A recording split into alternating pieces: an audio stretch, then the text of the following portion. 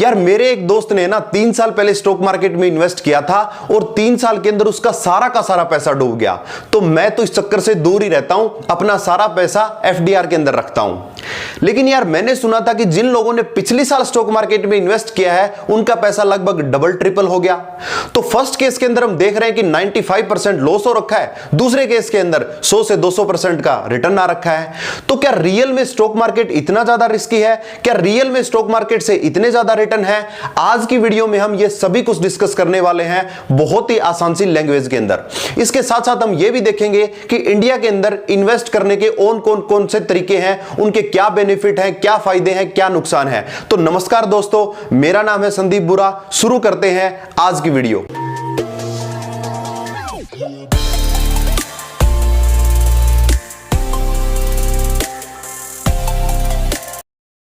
तो सबसे पहले हम जान लेते हैं कि इस वीडियो के अंदर हम क्या क्या डिस्कस करने वाले हैं। हम सबसे पहला पॉइंट डिस्कस करेंगे कि इंडिया में इन्वेस्ट करने के कौन कौन से तरीके हैं।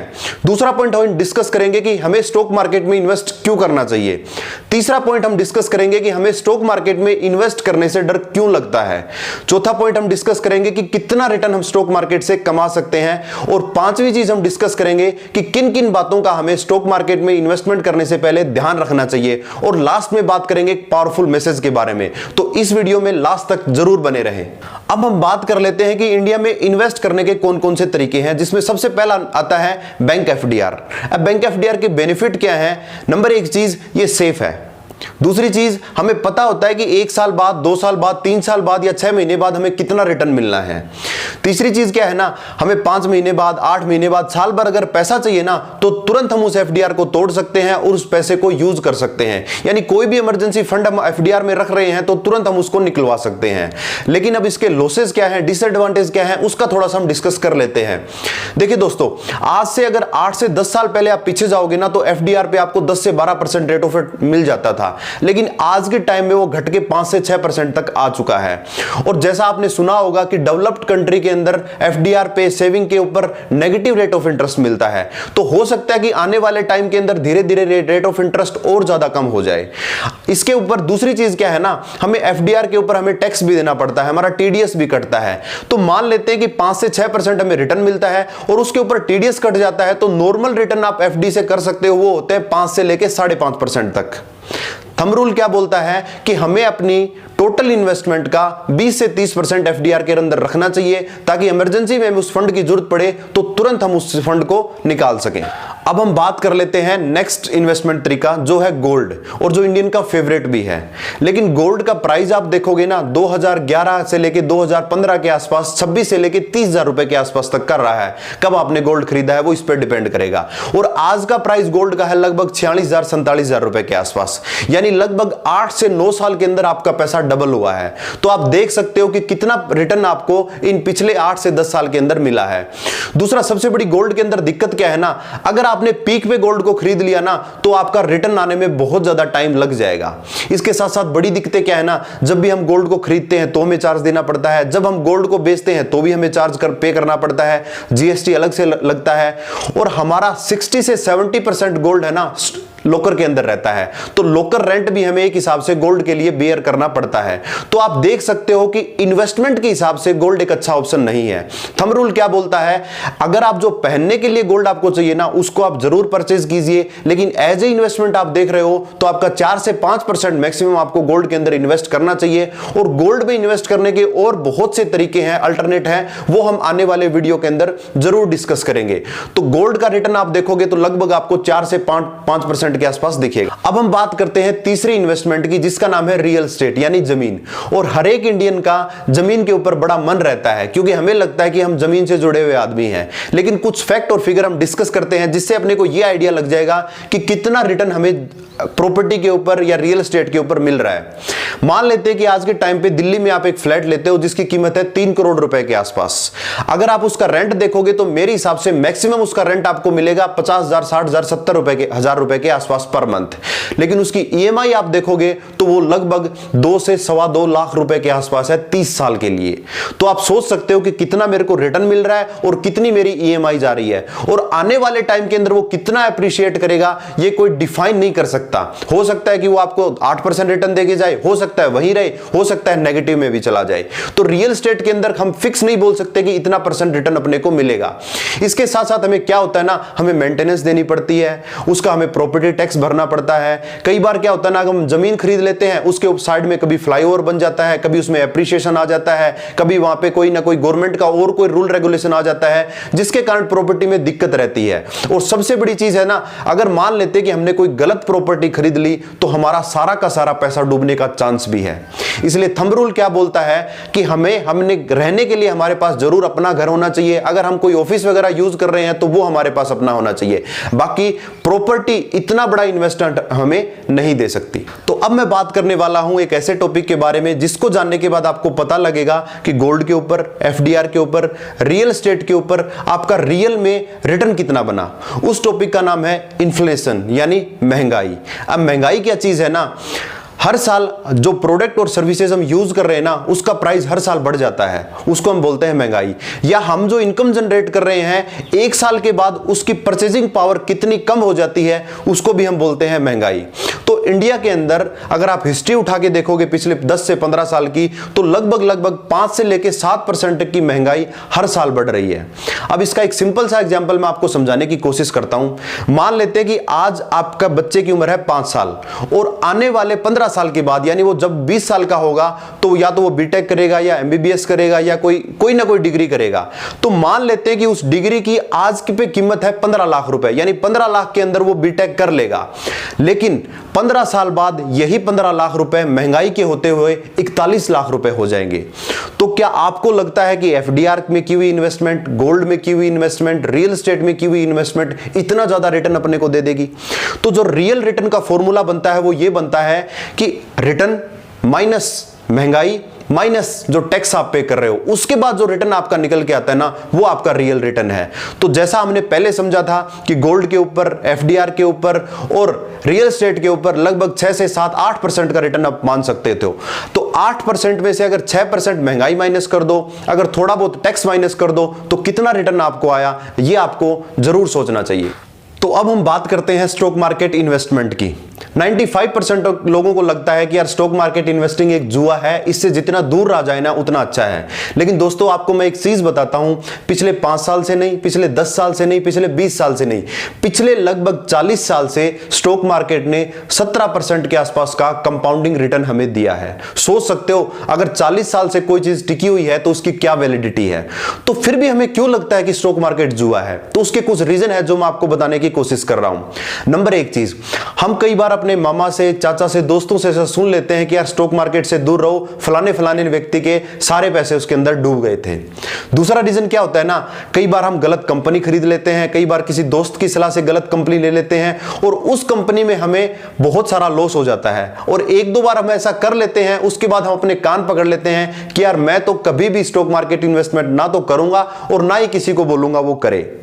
तीसरा रीजन इसका क्या है ना, हमें ज्यादा इसकी नॉलेज नहीं होती। हमें लगता है इसके लिए हमें बहुत सारी नॉलेज लेनी पड़ेगी, कोई डिग्री करनी पड़ेगी, इसके कारण भी हम इससे दूर रहते हैं। चौथा जो कारण है वो हमें लगता है कि यहां पे बहुत ज्यादा टाइम अपने को देना पड़ेगा, बहुत कुछ सीखना पड़ेगा, बहुत कुछ समझना पड़ेगा। लेकिन दोस्तों ऐसी चीज नहीं है। एक और कारण है वो है कि हमें लगता है कि यार कंपनी भाग गई तो मेरा क्या होगा, अगर मेरा सारा पैसा डूब गया तो क्या होगा। लेकिन दोस्तों ऐसा कुछ भी नहीं है। जो चीज पिछले 40 साल से टिकी हुई है उस पर हम 100% विश्वास कर सकते हैं। और मैं आपको रीजन बताऊंगा कि क्यों आने वाले टाइम के अंदर भी ये रिटर्न हमें मिल सकते हैं। अब होता क्या है ना, 70-80% केस के अंदर हम डेवलप्ड कंट्री को हम फॉलो करते हैं।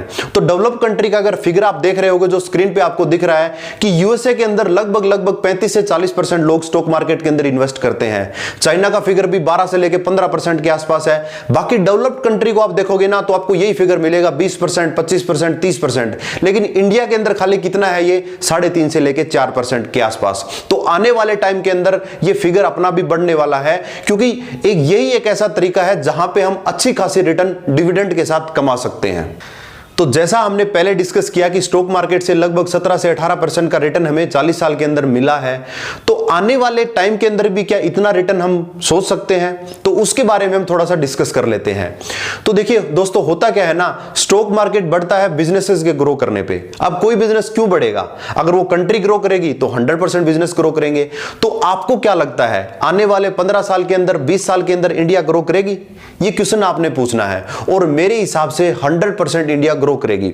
जब इंडिया ग्रो करेगी तो बिजनेस ग्रो करेंगे, अगर बिजनेसेस ग्रो करेंगे तो स्टॉक मार्केट ग्रो करेगा। इसके पीछे भी कुछ रीजन है। देखिए, इंडिया एक डेवलपिंग कंट्री है, यहां पे पॉपुलेशन बढ़ रही है, इंफ्रास्ट्रक्चर बढ़ रही है, आईटी बढ़ रही है, सर्विसेज बढ़ रही है। कोई भी आप चीज उठा के देख लो, कोई भी सेक्टर उठा के देख लो, इंडिया के अंदर उसका फ्यूचर बहुत ब्राइट है। और जब से कोरोना आया है, जब से चाइना को लोगों ने बाइकआउट करना शुरू किया है, उसके बाद इंडिया एक बहुत अच्छा वर्ल्ड के लिए एक हब बन गया है। तो मेरे हिसाब से 100% चांसेस है कि आने वाले टाइम के अंदर इंडिया ग्रो करेगा लॉन्ग टर्म के अंदर।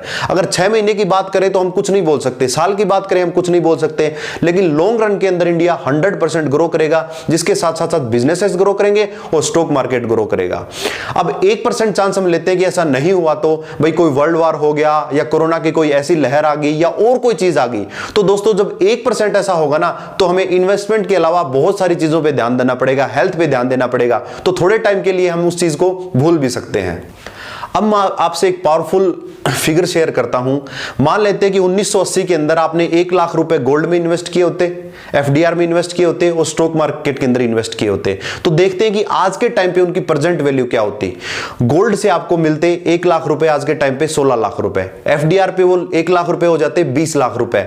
लेकिन स्टॉक मार्केट में आज के टाइम पे वो इन्वेस्टमेंट आपकी बन जाती 2.30 करोड़ रुपीस की, यानी लगभग 2.25 करोड़ रुपए वो 1 लाख रुपए बन जाते। तो दोस्तों, ये इतना पावरफुल टूल है जहां पे आपको कंपाउंडिंग मिलती है, आपको डिविडेंड मिलता है। तो जरूर आपको इसके बारे में सीखना चाहिए। अब हम कुछ पॉइंट डिस्कस करने वाले हैं जो हमें स्टॉक मार्केट में इन्वेस्टमेंट करने से पहले जरूर ध्यान में रखने चाहिए। उसमें पहला पॉइंट है लॉन्ग टर्म इन्वेस्टमेंट। देखिए दोस्तों, गोल्ड के अंदर, प्रॉपर्टीज के अंदर हम बहुत लंबे टाइम तक इन्वेस्टेड रहते हैं, जिसके कारण उसकी आज के टाइम पे जो वैल्यू हमें मिल रही है वो मिल रही होती है। लेकिन स्टॉक मार्केट में हम क्या करते हैं ना, 2 महीने 3 महीने का भी पेशेंस नहीं रखते हैं। तो जैसा मैंने वीडियो में पहले डिस्कस किया कि बिजनेसेस को ग्रो होने में, कंट्रीज को ग्रो होने में ना टाइम चाहिए होता है, वो रातों रात ग्रो नहीं हो पाती हैं। तो हमें एक लॉन्ग टर्म विजन 100% लेके चलना चाहिए स्टॉक मार्केट से अच्छे रिटर्न कमाने के लिए। दूसरी चीज क्या है ना, स्टॉक मार्केट के अंदर डर और लालच बहुत ज्यादा काम करता है। अब डर किस चीज का होता है? मान लेते हैं कि आपने कोई अच्छा स्टॉक खरीदा और 5 दिन के अंदर वो 2-3% डाउन आ गया, तो आपको डर होता है कि यार मेरा पैसा डूब तो नहीं जाएगा। ऐसा नहीं होता है दोस्तों, क्योंकि लॉन्ग टर्म के अंदर वो कंपनी 100% ग्रो करेगी। अब ये तो बात आ गई डर की। अब लालच किस चीज का होता है? मान लेते हैं वो कंपनी 5% बढ़ गई, तो भी हमें यह रहता है कि यार ये नीचे न आ जाए, तो भी हम उसको बेच देते हैं। तो इस डर से और लालच से हमें 100% बचना चाहिए। अगर आपने अच्छी कंपनी खरीद ली है तो उसको लॉन्ग टर्म तक आप जरूर उसमें इन्वेस्टेड रहिए। तीसरी चीज क्या होती है ना, जितना जल्दी आप स्टार्ट कर सकते हैं ना, उतना जल्दी इन्वेस्टमेंट को स्टार्ट कीजिए। आपको ज्यादा पैसे की जरूरत नहीं है, आप हर महीने 4-5 हजार रुपए भी अच्छी कंपनी के अंदर लगाइए। आप देखिए कि 20 साल के बाद आपका वो 5 हजार रुपए भी कितना ज्यादा हो जाएगा, जैसे थोड़ी देर पहले अपनों ने डिस्कस किया था। चौथा पॉइंट क्या है ना, आप मान लेते हैं कि आपके पास 5 लाख रुपए आप इन्वेस्ट करना चाह रहे हो, आपके पास या टोटल अमाउंट 5 लाख रुपए है।